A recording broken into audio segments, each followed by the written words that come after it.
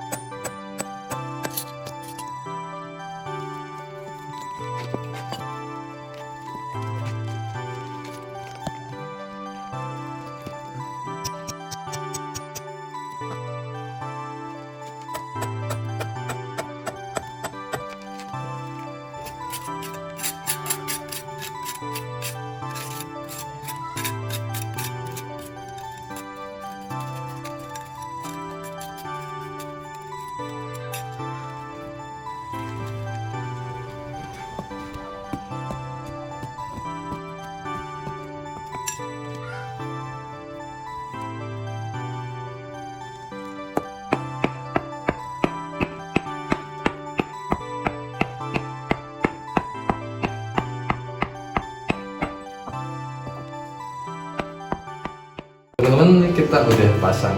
Ini groundingnya masuknya ke bus bar. Ini. Nah ini jalurnya ini ke bawah. Nah tadi kita tanam di sini nih teman-teman. Tanamnya di sini tadi di bawah ini. Nah ini kita udah. Oke.